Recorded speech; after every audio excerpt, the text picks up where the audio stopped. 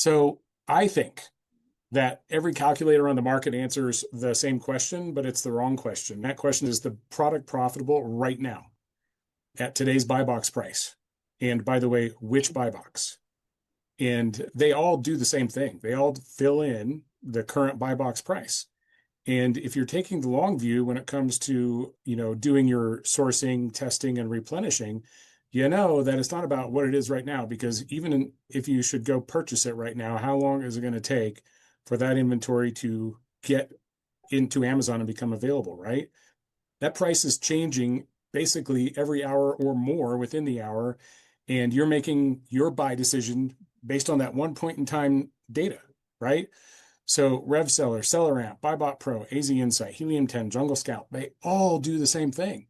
And it's just kind of the way things started back in the old school days. I call it old school. And it's just stuck. That's what everyone is still doing today, is filling that box right at the top. And everybody is trained to go look at that box to see exactly what your price is going to be, or what the sell price is at the moment, which is not telling you the whole story. So I think, and Robin Joy thinks, that the better question to ask is, has this product been profitable over time, given your sourcing costs? That's really the better picture, because we know that price is moving all over the place. And so what has been the historical behavior of any particular ASIN? And so we wanted to be able to put that on a map, not a snapshot, or, the buy box or the FBA offers or the FBM offers. Those all come into play, but we just flipped the script, and Robin is famous for turning it upside down. And let's look at things differently here and stop looking at what does it say right now to what kind of history do we have? Because what's the best indicator of the future? Usually the past. And so if we've got something, as opposed to right now, current, if we've got something that's giving us a picture of the past, we've got a much better opportunity to make a good decision. So if we look at what is going on with today's calculators, some of this is just inherent to the tools. Some of it is just the way the tools were built. So the fee calculations typically are lagging behind Amazon's changes. And I think this has in large part to do with both Keepa and Amazon about how they're getting the values updated. But if anyone in here is a seller board user, I am, you get those notifications when fees change as well. And sometimes they change by cents, and sometimes they change by dollars, just depending on the size of the item. And so whenever we get those changes from Keepa in the tool I'm going to share with you, they get implemented right away. And I'm not suggesting that everyone else doesn't, but it is just a problem with the system. Also, these point-in-time snapshots, they're really missing the pricing pattern. You are trained to go put your eyeballs on that buy box historically, right? But then what do you do with that? How do you know how does that compare to what it is you're paying for the item? That's what we're going to reveal. Also, IP complaint databases. I was on a call the other day with someone who's been in the industry for a long time. And he said to me that he takes every IP complaint database with a grain of salt. And we have as well. And here's his reasoning. And this is exactly the same reasoning that Robin Joy and I have. You can stuff those complaint databases erroneously, like on purpose, to get other people to avoid those listings. And I know that these tools will offer up some ways to authenticate that, but the truth is there's really no way to authenticate it. I mean, are you going to send a screenshot of your Amazon Seller Central account to some pricing tool? You might, but most of the time they're relying on you as the honest person saying, yeah, I got an IP complaint on this, or I got a counterfeit, or whatever it is, right? The extensions, if you've been doing this for any length of time, and as a coach, I've seen it all. I've seen 4 on-page calculators in a single session, plus Keepa, plus any other like cashback and all that stuff, that when you go to a page, it takes forever to load the page, right? Some of that, again, is inherent with the type of business that we're running, but we can actually speed it up too, just by capturing only the data points that we need and being really efficient with the way that we're drawing graphics on the screen. Yeah, no tool does this whole thing from end to beginning. Okay. And I will say we've got the analysis and decision part covered in the Profit Zones extension. And I'm this close to the discovery part, which would automatically fill in for you a buy cost based on a source that you know, love, and trust. Okay. It's on the roadmap. It's an integration with a tool you probably already know about as well, but I can't say anything right now because it's not done. It's a lot of, we both have things on the roadmap that are higher priority than this, but this I'm hopeful is coming soon. Okay. And then sales rank estimates. Yeah, it says sales rank estimates here, but really what I'm talking about is the sell velocity estimates. Depending on which tool you use, they will offer. Some don't offer those data points. The one that is the most reliable, because it comes directly from the source of truth, is monthly sold or sold in the last month, which comes directly from Amazon. If you've got that information, you're golden. If you don't, the rest of it is kind of a guess. It can be educated guesses, but it's still a guess. And then the mobile, any of these apps that have a mobile and a desktop, the sync is not usually in place and it can be a little bit buggy. I'm not saying we have solutions for all of these problems. As I was surveying the landscape, this is what I come up with. There's a lot of challenges here with these tools. And so I'm looking to smooth this out as much as I can. So I think the biggest gap that exists is the snapshot problem.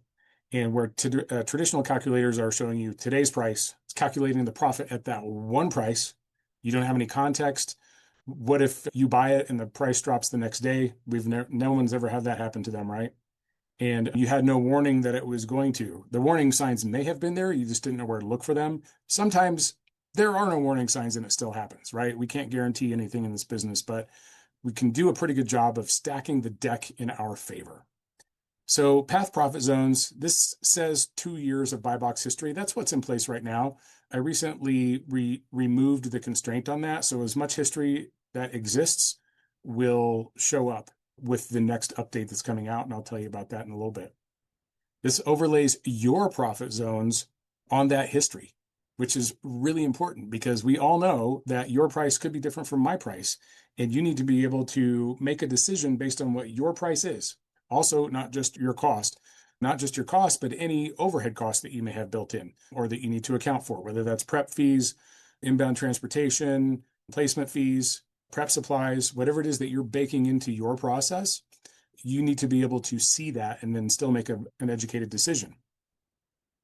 Wouldn't it be nice if you could see how long the selling price stays in each zone? And you're probably asking, what are the zones? I'm going to tell you what that is. And a lot of this is actually specific to the PATH process. PATH is the book that we published last July 31st, and it's prospect, assess, test, and harvest. This side, here you go, that book right there. And so one of the things that we like to put in place for every new person that we're working with and to stack the deck in our favor as much as we can is to identify what our break-even point is and put that on the map, put that on the chart, and find out how has that thing been pricing based on what our break-even cost is. And you can configure this, but you can put in capital protection for how long you're okay with an item being below your break-even. And then you get a buy pattern. This is going to make you feel a lot more comfortable and educated about your decision as opposed to crossing your fingers and hoping that, things hold to what you saw in the moment that you were looking at that ASIN. So the profit zones overlay, put your costs on top of price history. Okay, so we've got these 3 zones. We've got green zone, which would be above the minimum profit that you define. The yellow zone, which is below your minimum profit level, but above your break even. So this zone where okay, at least I didn't lose any money, but I'm probably not going to replenish that, at least not right now. And then we've got the red zone, and this is everything that's taking place below your break even. So this is where you would likely lose money, and red fills down from the break even, and these other values fill up from the break even. So yeah, the break even becomes your baseline, not what does it say today? What does it say in this moment? What does it say 1 hour from now? Everything is about your break even price because that's the real number that you need to know, where everything else is anchoring on what the buy box says at this moment in time. We're anchoring on your costs to include any baked in additional costs that you have and is answering that very direct question. Given my cost, how often could I make money on this listing? So this is all following the 3-step check. And we've got the 3-step check. We we discussed, we spent a whole hour at was that Columbus, Robin, Joy? Yeah, the Columbus workshop, the Columbus Proven Conference, talking about the things that will help you stack the deck in your favor. The number one thing is being on listings that actually have sales velocity, because there's nothing worse, and I've seen so many lately, of being on a listing that's like, oh, this is going to be really profitable. But you get into it and then you realize it doesn't sell. And it doesn't matter how low you take your price, it won't move because the demand is not there. And so what we're checking for, first of all, is there enough demand that I can get in and out of this product from a testing perspective in 30 to 45 days? Again, this is a value that's configurable by the user. We usually set that for 50 sales a month or more. Oops. Our second check is capital protection. So has the buy box stayed below your break even for too many consecutive days? You define that. And this is going to flag products that are caught in extended price wars where your money gets trapped. And you see a lot of this. Like I was looking at so many ASINs today that you saw that go down into the below break even for about 2.5 weeks between Thanksgiving and the middle of December, when everyone's trying to sell out of their stuff because they don't want to get stuck with Q4 inventory. But so this will show you the entire history of that product and to let you know when those price dips happen, if it's a seasonal item. And then the potential profit, right? Is there pricing evidence above your minimum profit threshold? So if your minimum profit threshold is 20%, 30%, 40%, is there a pricing activity that's happening at or above that line? That's what we really need to know. So these are the 3-step check. And if you're going to follow this religiously, then all 3 need to pass for a green light to get 2 thumbs up or the green check, right? If any one of these fails, then if one fails, the whole thing fails. And so we don't care that you practice this or not. This is a framework to help you stack the deck in your favor. A lot of times I'll be looking at an ASIN and I'll say, it was 50 sales a month earlier this month. It's not right now, but that's usually a good enough indicator for me, so long as it's not a seasonal velocity change, that it probably could sell more than 50 if the conditions were right again. And maybe I can make those conditions correct. So I will often, the one rule I break is the sales velocity. Now, I've been saying this a number of times, but all of these settings are completely configured by you, and you don't even have to follow your own rules if you don't want to. You will be able to go into the configuration page, which I'll demo for you, and very quickly make adjustments to say, you know what, that break-even threshold is too short. I want to go to 20 days, or I want to go to 15 days, or whatever. I'm willing to increase my risk a little bit. That's totally fine. Same thing with potential profit and sales velocity. All right, so every feature built for your sourcing workflow, right? You're going to get a full fee breakdown, your FBA fee, referral fee, inbound shipping, which is auto-calculated from the weight and uses the greater of actual weight or dimensional weight. And then you can optionally add in storage fees for, like, if you want to plan for 1 or 2 months of storage. Okay, it's also checking your eligibility to sell. This is the easy one. I started with an integration with a friend of mine who may be on this call, who turned me on to this. And so all credit to Gatekeep here. And I tried to integrate Gatekeep's functionality into the tool and give him attribution from a logo standpoint. And it got flagged by the Chrome store as being spam. And so I had to take it out. Nonetheless, I'm going to have an indicator in there and know that, Ramon, thank you. You saved my butt. You're going to get a velocity indicator, which, is super simple these days, thanks to the yellow line on the Keepa chart.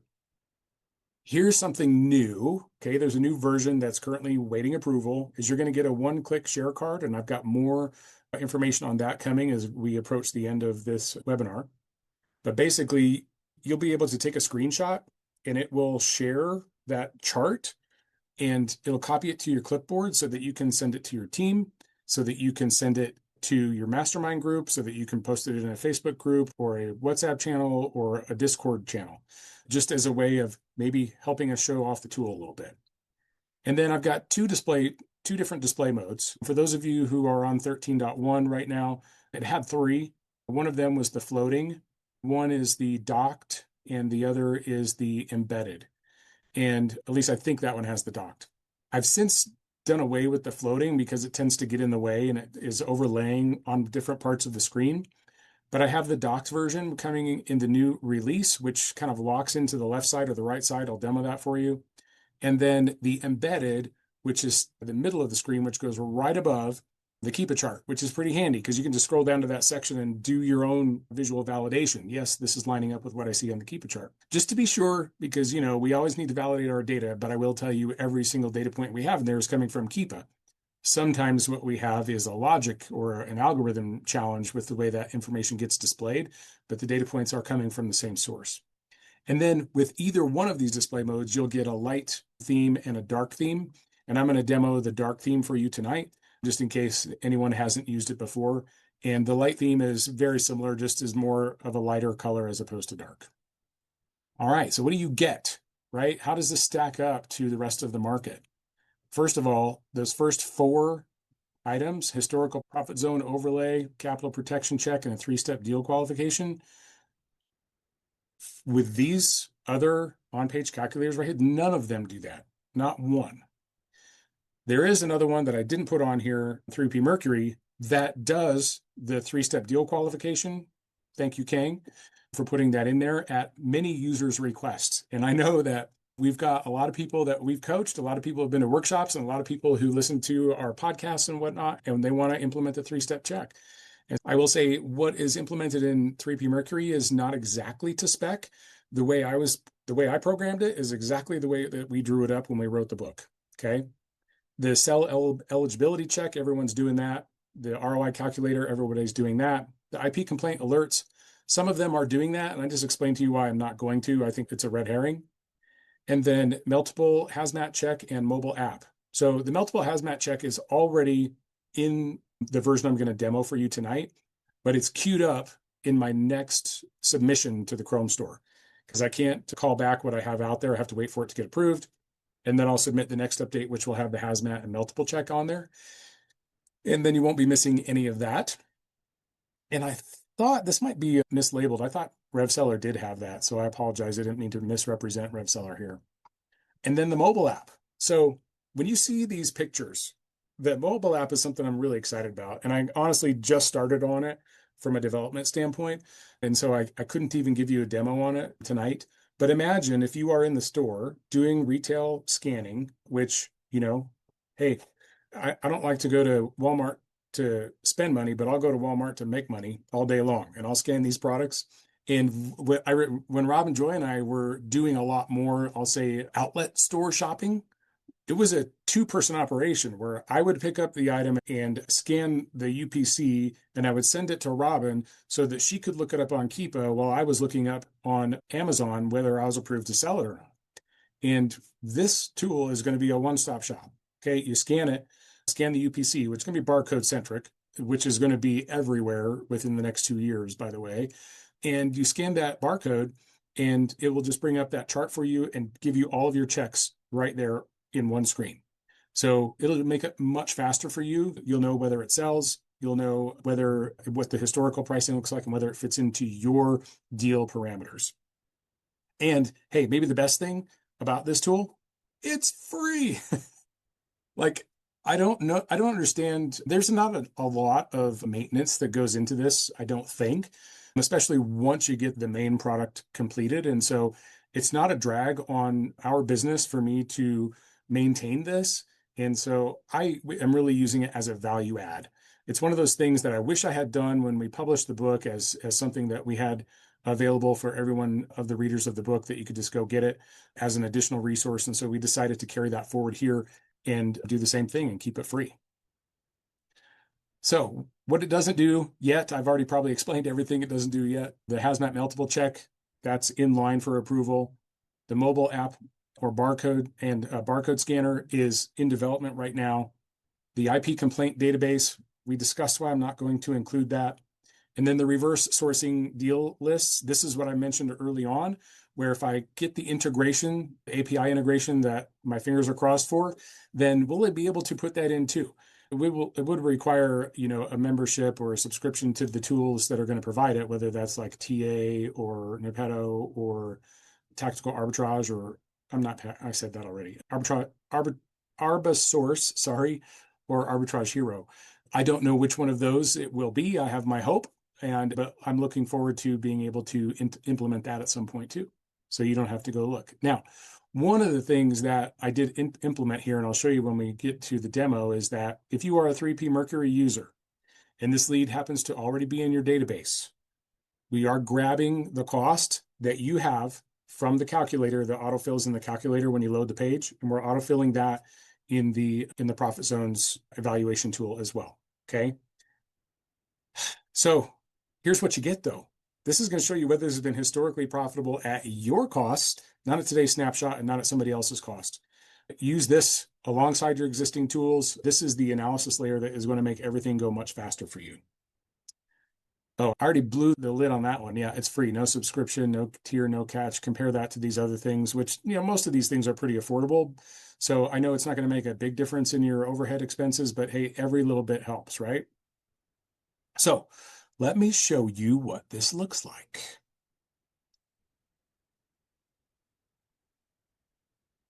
Find my right browser here. I've got a series of listings I'm going to go through, and I'll show you what this looks like. These first few that I'm going to go through are using the docked version of this. And this goes either the right side or the left side, but what I really like about it is it doesn't infringe on anything on the page. Hey, there you can see so you can go left or right, and the only time it does infringe on something is when it's overlapping the cart. But otherwise, all of your Amazon information stays completely visible on this page. And you could pop down here and take a look at, this is a good example. I knew there was a reason I kept this one, of that slow moving ASIN that doesn't have velocity, where this person came into stock a little bit before this, couldn't get a sale, kept dropping their price, finally did get a sale at 2034, and then just continues to drop their price without getting any sale just because there's no demand. They're the only offer on this thing, right? You want to protect yourself from that. I'm not saying these are not worth taking a chance on sometimes. Just make sure that you are ready to introduce that risk to your business. So what does this do over here in our chart? Well, this was I actually typed this one in before. I looked up the cost of goods on this. I have fixed fees of 70 cents per pound. I'm sorry, of $1.50 prep plus 35 cents of convenience placement fee, which I don't always pay, but I like to factor in worst case scenario. These inbound and storage fees that are slightly dimmed, these are auto calculated for you. You don't have to worry about those. And then you can change your COGS, your fixed cost, and your minimum ROI calculation anytime you want just by typing over this in here. So if I change I'm good with 5%. In this case, it doesn't really change the chart, right? So then you're getting some values down here at break even, what the FBA and referral fees would be, what your inbound transportation storage is, how many offers, and what's their fulfillment method for FBA or FBM. And then what is being used, the actual weight or the dimensional weight on this. And it's actually the dimensional weight. It's supposed to only highlight the one that's being used. And I did an update recently and that got overwritten, so I'll fix it. But basically the number that either the actual or the dimensional is the one that's being used because it's the one that is the greater fee. And then the other one will be dimmed like the inbound and storage up above. So I know that it's the 1.01 pound dimensional weight because the inbound is 71 cents. I have 70 cents per pound set for my inbound transportation. So then we're looking at down here, what is my profit? Like I've defined my profit per my three-step check needs to be 27.51 or better.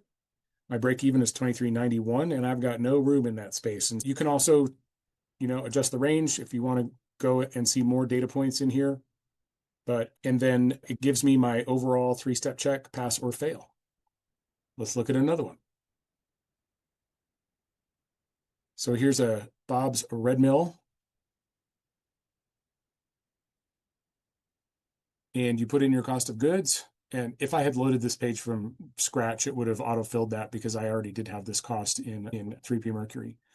And then is putting this on the chart for me to see how's this working out. Now, where my eyes typically go are actually, they always go to the chart. I'm always all about the colors, but then the second place I go is always to my three-step check and seeing what happens there. Is it really passing my three-step check? Where is it failing? Do I have any room to negotiate on that?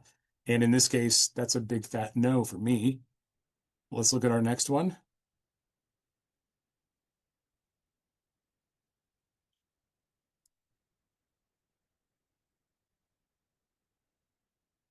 Okay, here's one that looks like it could be a winner. We'll have to see. I enter my cost of goods, which I know is $7.21. I have my fixed inbound. Storage is, says it's nothing, 7 ounces. I guess it's not that big.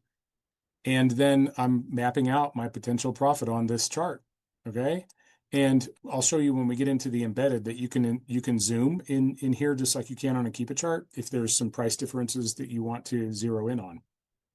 So at break even, our FBA fee would be 420 and referral 240. Inbound's 36 cents. Storage is 0. There's only one offer on this listing. It looks like I have all kinds of room for profit, but the thing that's jumping out at me is sales velocity. It's not passing, right? So why isn't it passing? It's not meeting my 50 minimum sales. So I just would want to sanity check this on the Keepa chart. And yep, sure enough, no sales velocity. Darn it. That was going to be a good one where I was going to make all kinds of money, 35% ROI.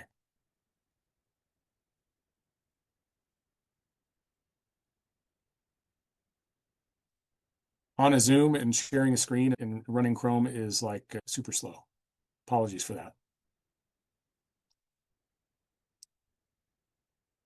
Okay, I'm gonna skip that one. This one came up. Okay, here's another one. This Fenty Skin Butter Drop Whipped Oil Body Cream. This one did fill in. I actually have a better price than what came in from 3P Mercury at the time. So here's one that looks like it could be a winner, right? Except I'm not approved to sell it, and this says I need to apply. So if I could somehow get ungated for this, just looking at the chart, I've got a lot of good data points in here to back up what's going on. And if I wanted to get sort of clever on this, I could always just change this to 30 if I wanted to raise the bar. And let's say that my costs really were $29.40. What does it look like then? So if you're making adjustments, the chart is going to automatically adjust with you, trying to get it to where it goes. There we go. You would see some red depending on where your break even goes, which is based on your cost of goods. But in this case, even there, I have to really go far out of from my cost to really make it fail. But sometimes you might want to fool around with that and see what it looks like if situations were different.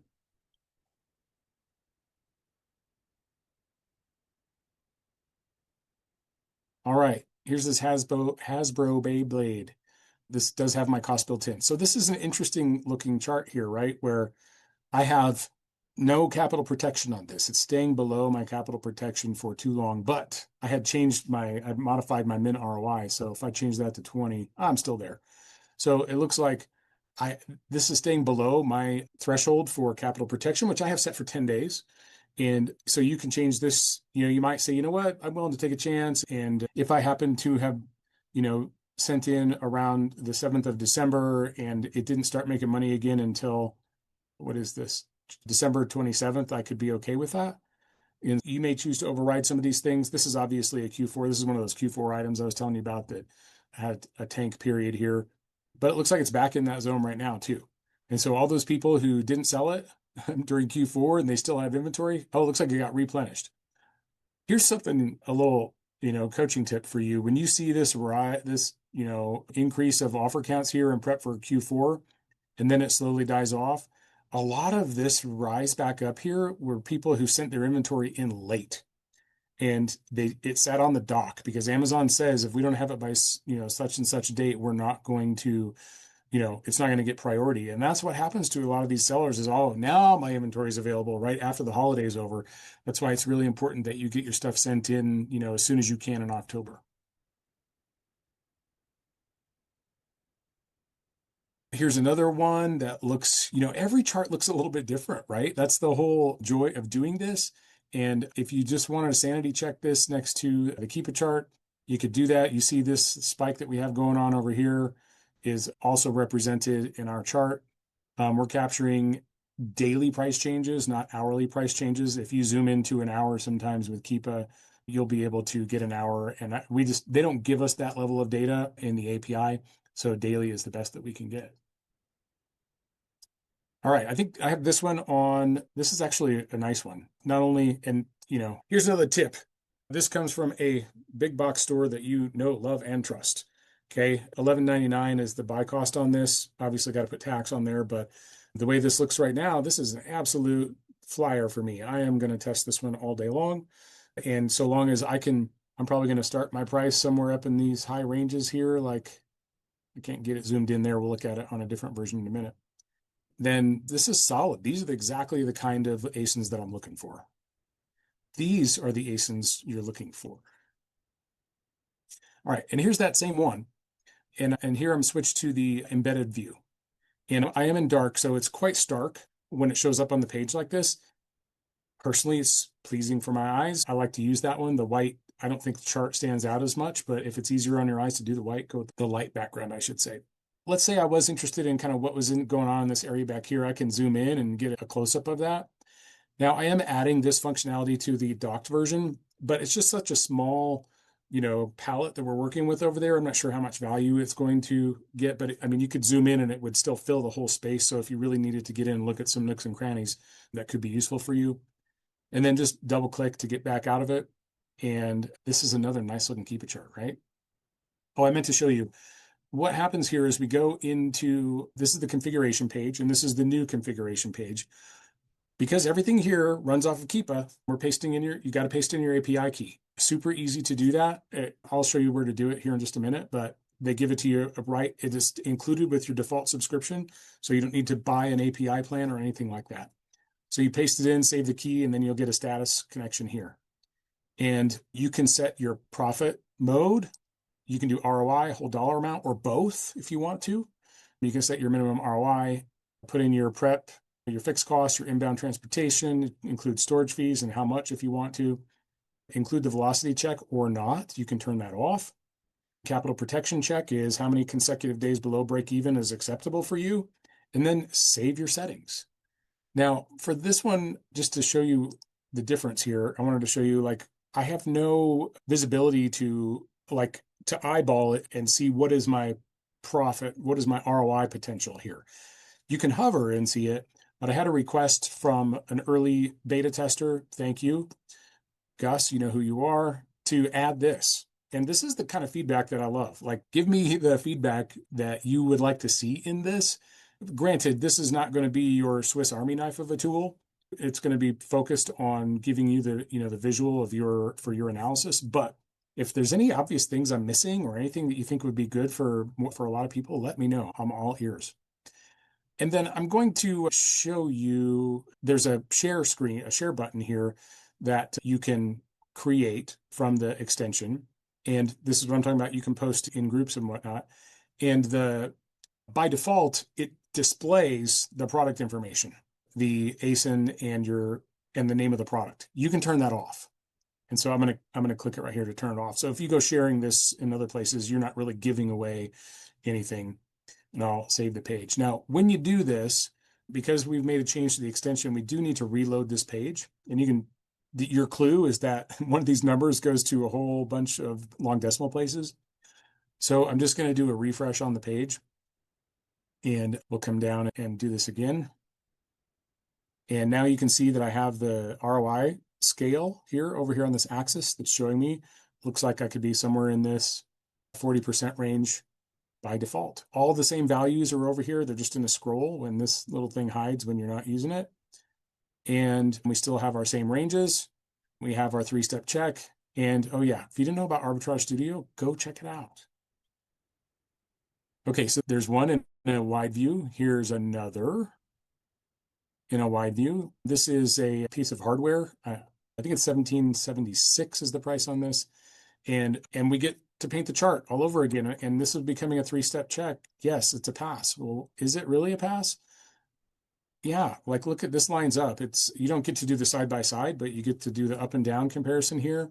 And we also see that we've got monthly sold on here. This is telling me everything I need to know. I probably need to reload all these pages. So you get the idea. I don't need to go through many more of these. Let's see, what else did I have? Those are just work on tabs. Yeah. Okay. We have some questions. There's one more. Sorry, I just want to cover this one more because here's another hot tip for you. This was super popular during the holidays. But I know that this comes from another big store, and you can go buy this right now for about $9. And this does pretty well. Now, sales velocity is the one that's in question here. And I've recently made an update to this. It's not being applied here yet, but what I want to point out is when we had a yellow line, any point we had a yellow line in the last 90 days, that technically qualifies for me. Now, but by the rules of the extension, it's failing the sales velocity because it doesn't have it currently. So I may make that an option for you to turn on or off, like as long as it's got it sometime in the last 90 days, you're good with that, or it has to have it currently, or you're not good with that. Can I I'm jump open. in with an opinion here? Yeah. I think the reason the yellow line stopped is because they couldn't get enough inventory in to keep up 50 sales a month. I think it's an inventory problem. It's quite possible that a lot of this inventory has delayed delivery dates on it. Also, the price is a bit higher, right? It was $26, and now it's 35. So that could be contributing to that as well. But just to tease it out, Robin, just to be sure, Yes. let's take a look at our All delivery right. times because often Let's you are see. correct. And look Well, yeah. at often, not always, often. Oh, please. Who Yeah, thinks I'm right most of the time? yeah. Who thinks I'm right all the time? As I look through this list, I do not see a single offer in the Prime window, not one single offer in the Prime window. There are offers in here that have, I don't even see an FBA offer on here. Is this one FBA? No. So here's another hot coaching tip, you guys. When you see a listing that doesn't have a buy box and Amazon is leading you to believe that it's about the price, a lot of times it's not. It's about the availability of the product. If it's not available for Amazon to ship in the Prime window via FBA, that's why you don't see a buy box. And so these people are just hanging out. They're like, okay, well, I'll let this person and these two people sell out.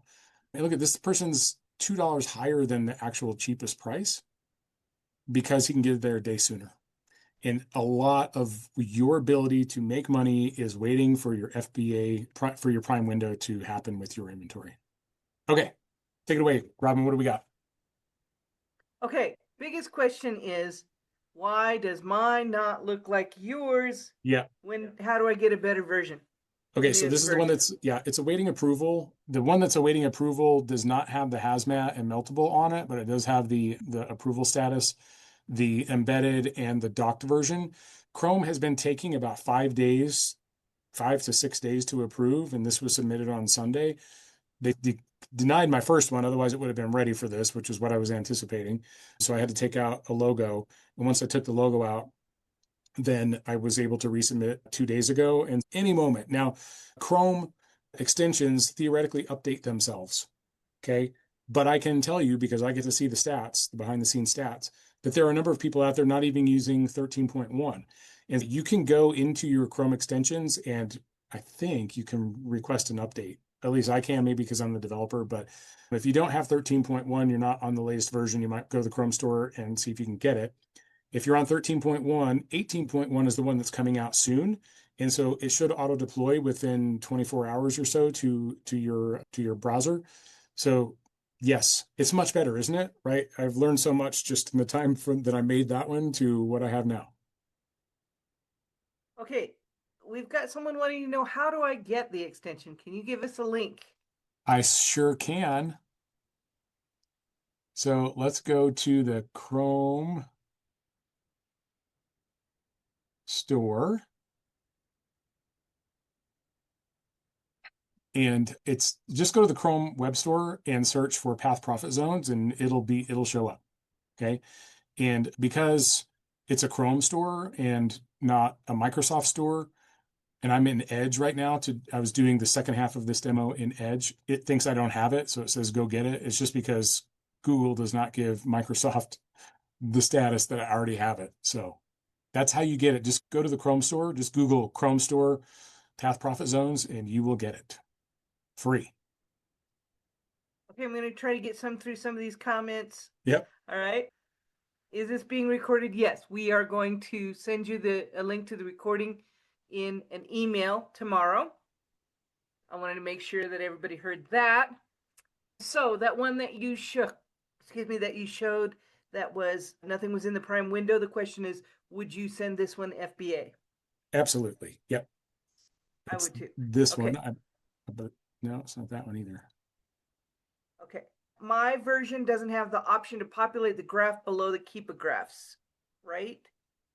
Oh no, the embedded has always been there. It's This one that you're showing now is embedded.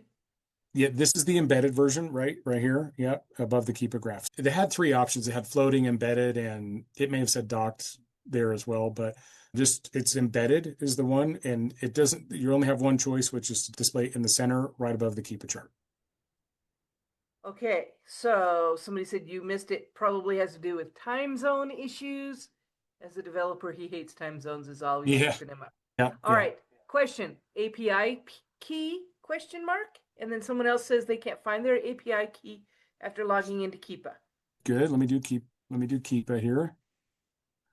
So when we log into Keepa, You've got a link to it right from the extension, right?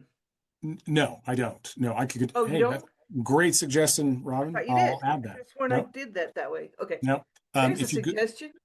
if you go under Okay, your name and click on API access, the private API access key is what you want. Okay. Now, I personally have an upgraded API because I'm using it for other things, but you don't need it. Your currently available tokens will say 300 by default, unless you've checked any ASINs. Now, it does take about 4 tokens to build the page. And so you can do almost 100, you can evaluate almost 100 listings in a very short amount of time and exhaust your quota. That said, it does refresh by the minute. Like I think you get 3 token replenishments per minute.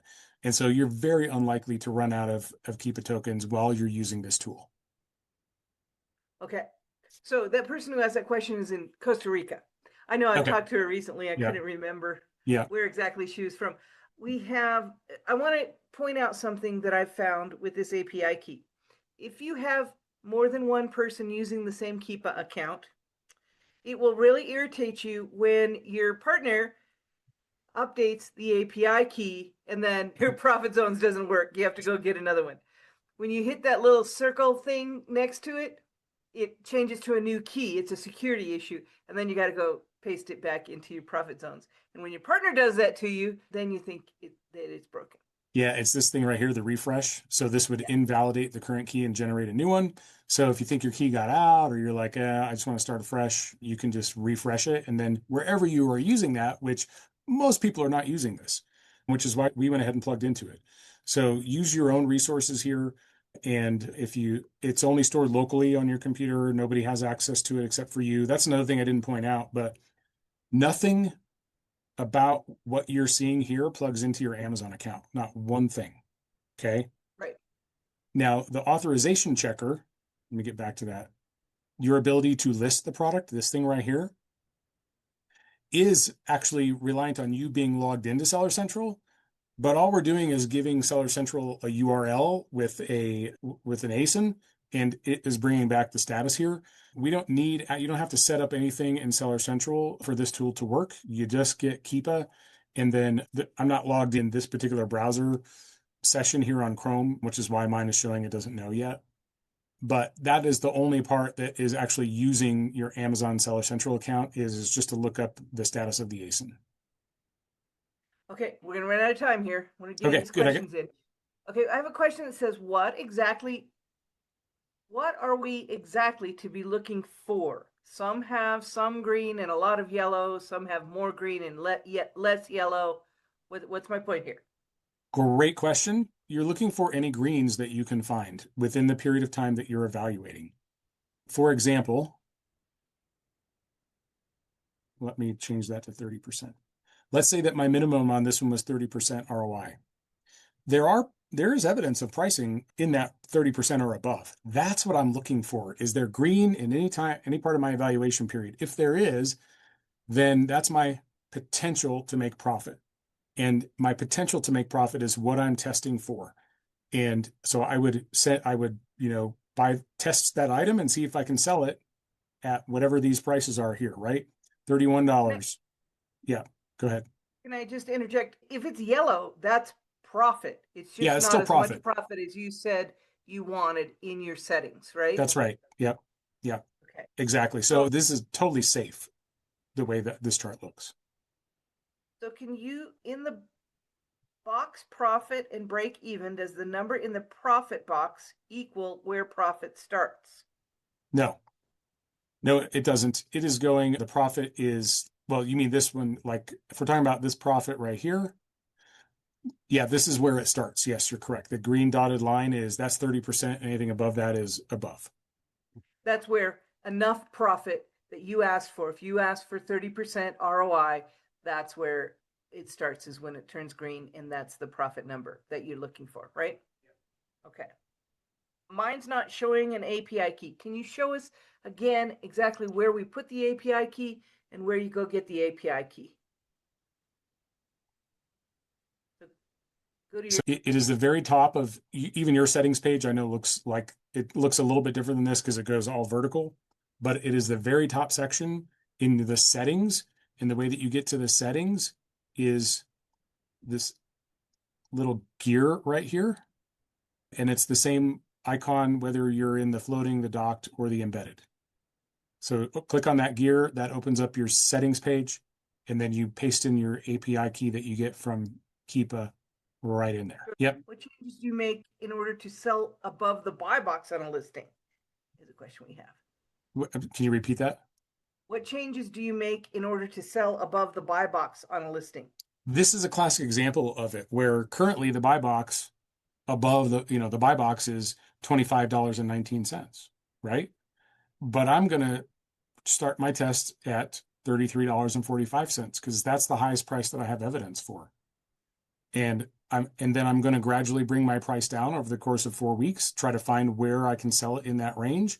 And if I can't sell it in that range, I'll sell it either at the higher of either the buy box or my break even, whichever is. And if I have to take a small loss on it for a test, I'm willing to do that too.